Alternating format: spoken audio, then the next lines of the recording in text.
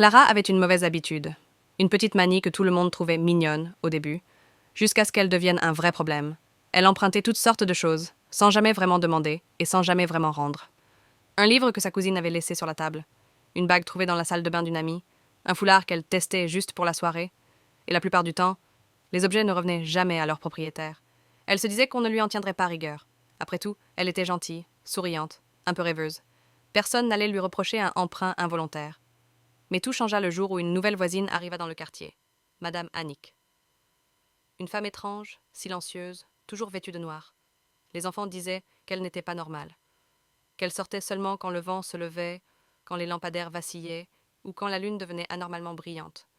Personne n'osait trop lui parler, et tout le monde remarquait la même chose. Sa maison était remplie d'objets bizarres, des bocaux avec des choses flottantes, des statuettes sculptées dans un bois sombre, des livres qui semblaient trop vieux pour être ouverts, et surtout, une perruque noire, posée sur un buste ancien, derrière une vitre. Une perruque si sombre qu'elle paraissait absorber la lumière. Certains disaient qu'elle appartenait à une actrice célèbre d'autrefois. D'autres murmuraient qu'elle n'était pas humaine. Pour Clara, c'était juste un objet magnifique, intrigant. Un objet qu'elle voulait essayer. Juste une fois. La fascination devint obsession. Chaque soir, elle passait devant la maison d'Annick et regardait la perruque à travers la fenêtre. Il lui semblait qu'elle avait changé de position, de forme, de volume, comme si elle respirait. Un soir d'orage, Clara céda. Elle s'approcha de la maison, trempée par la pluie. À sa grande surprise, la porte était entr'ouverte, comme si quelqu'un l'attendait, ou comme si quelqu'un l'avait laissée exprès ouverte. Elle entra. La maison sentait l'encens brûlé et le bois humide. Les ombres sur les murs semblaient danser au rythme de la pluie qui cognait contre le toit. Clara avança doucement, son cœur battant à tout rompre. Et là, au centre du salon, posée sur son buste, se trouvait la perruque. De près, elle était encore plus étrange. Les cheveux ne semblaient pas être faits de fibres ou de nylon. On aurait dit quelque chose de vivant. Chaque mèche semblait vibrer, comme un muscle. Clara approcha la main. Au moment où ses doigts touchèrent la perruque, elle sentit un frisson glacial remonter son bras, mais elle la prit quand même. Elle la mit dans son sac et ressortit en courant, persuadée qu'Annick ne remarquerait rien. Elle avait tort. Cette nuit-là, dans sa chambre, Clara posa la perruque devant son miroir. Elle sentit son cœur s'emballer, et incapable de résister, elle l'essaya. Dès que la perruque toucha son crâne, elle poussa un cri. Un froid mortel envahit son corps. Ses yeux devinrent si sombres qu'on ne voyait plus ses pupilles. Elle sentit des pensées étrangères, des souvenirs qui ne lui appartenaient pas, s'enfoncer dans son esprit. Elle arrache la perruque, mais elle se colle à ses cheveux. Les mèches se contractent, s'enroulent autour de ses doigts, refusant de lâcher prise. Elle hurle, tire, tombe. Finalement, la perruque se détache. Clara reste au sol, tremblante.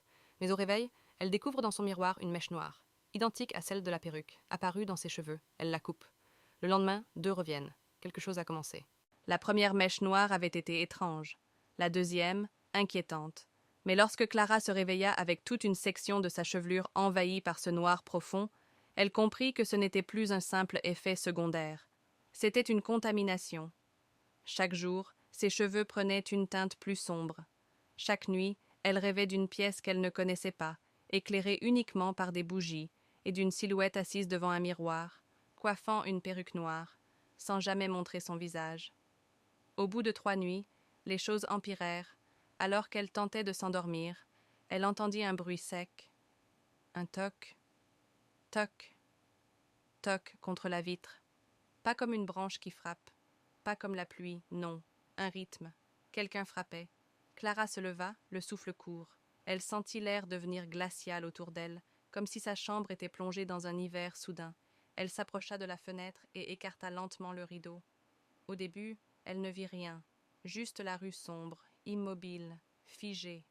Puis, juste en dessous du rebord, une voix s'éleva, si proche qu'elle en sursauta.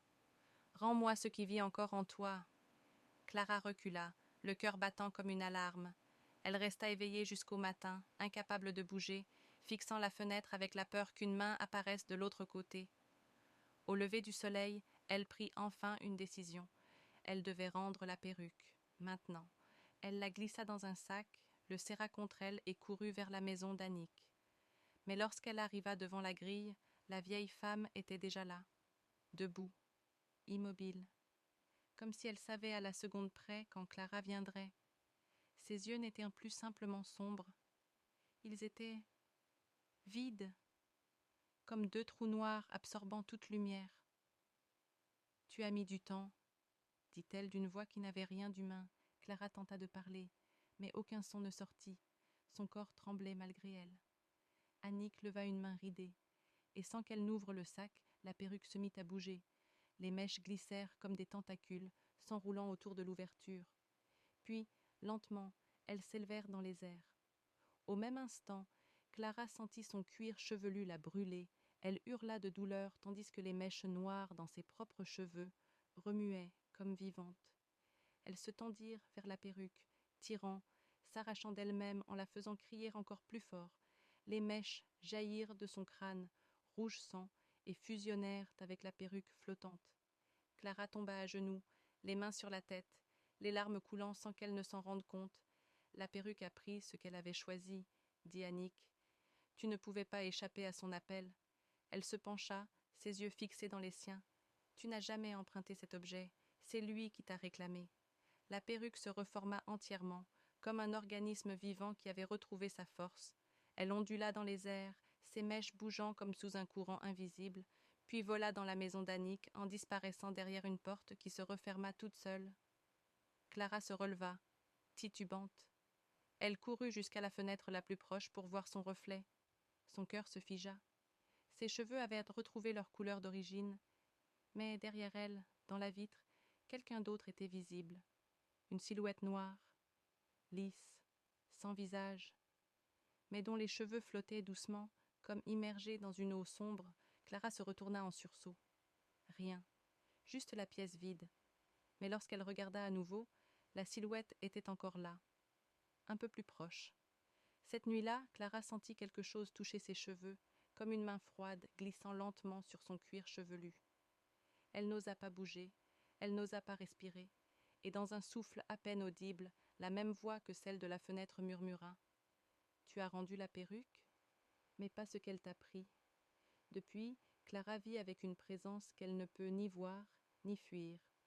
Une ombre qui apparaît dans son reflet, une mèche qui noircit parfois sans raison, un souffle glacé juste derrière elle, surtout lorsqu'elle regarde un objet trop longtemps, parce que désormais, ce n'est plus elle qui emprunte les choses, c'est quelque chose qui l'emprunte elle.